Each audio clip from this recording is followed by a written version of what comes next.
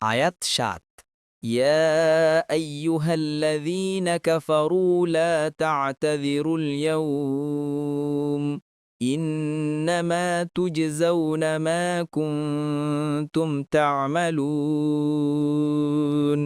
অনুবাদ: হে কাফিরগণ, আজ তোমরা ওজর পেশ করার চেষ্টা করো না। তোমরা যা করতে তোমাদেরকে তার প্রতিফলিত দেয়া হচ্ছে। আয়াত ৮ ইয়া আইয়ুহাল্লাযীনা আমানু তুবু ইলাল্লাহি তাওবাতান নাসুহান আসা রাব্বুকুম আন ইউকাফিরা আনকুম সাইয়্যাতিকুম ওয়া ইউদখিলাকুম জান্নাতিন তাজরি মিন তাহতিহাল আনহারু ইয়াওমা লা ইউখজিল্লাহুন নাবিয়্যা ওয়াল্লাযীনা আমানু মাআহু نورهم يسعى بين أيديهم وبأيمانهم يقولون ربنا أتمم لنا نورنا واغفر لنا إنك على كل شيء قدير। অনুবাদ: হে মুমিনগণ, তোমরা আল্লাহর কাছে তওবা করো, বিশুদ্ধ তওবা। সম্ভবত তোমাদের রব তোমাদের পাপসমূহ মোচন করে দেবেন এবং তোমাদেরকে প্রবেশ করাবেন জান্নাতে, যার পাদদেশে নদী প্রবাহিত। সেদিন আল্লাহ লাঞ্ছিত করবেন না নবীকে এবং তার সাথে যারা ঈমান এনেছে তাদেরকে। তাদের নূর তাদের সামনে ও ডানে ধাবিত হবে। তারা বলবে, হে আমাদের রব, আমাদের জন্যে আমাদের নূরকে পূর্ণতা দান করুন এবং আমাদেরকে ক্ষমা করুন।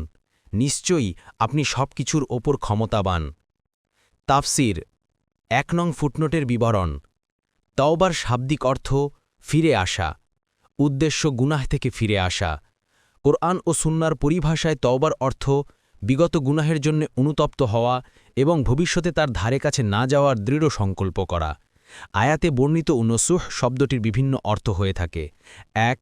যদি নাসহাত থেকে উদ্ভূত ধরা হয় তবে এর অর্থ খাঁটি করা, আর যদি নাসাহাত থেকে উদ্ভূত ধরা হয় তবে এর অর্থ বস্ত্র সেলাই করা ও তালি দেয়া। প্রথম অর্থের দিক দিয়ে তাওবাতুন নাসুহ এর অর্থ এমন তওবা যার রিয়া ও নাম যশ থেকে খাঁটি, কেবল আল্লাহর তাআলার সন্তুষ্টি অর্জন ও আযাবের ভয়ে ভীত হয়ে এবং গুনাহের কারণে অনুতপ্ত হয়ে গুনাহ পরিত্যাগ করা। দ্বিতীয় অর্থের দিক দিয়ে তাওবাতুন নাসুহ শব্দটি এই উদ্দেশ্য ব্যক্ত করার জন্য হবে যে গুনাহের কারণে সৎকর্মের ছিন্ন বস্ত্রে তওবার তালি সংযুক্ত করে। কোনো তাফসিরবিদ বলেন যে তাওবাতুন নাসুহ হল মুখে ক্ষমা প্রার্থনা করা, অন্তরে অনুশোচনা করা এবং অঙ্গপ্রত্যঙ্গকে ভবিষ্যতে সেই গুনাহ থেকে দূরে রাখা। দেখুন কুরতুবী। পরবর্তী তাফসিরে যেতে ভিডিওটি শেষ হওয়ার পূর্বেই এই বক্সে ক্লিক করুন। ভয়েস বা উচ্চারণে অনিচ্ছাকৃত ত্রুটি ক্ষমাসুন্দর দৃষ্টিতে দেখবেন ইনশাআল্লাহ।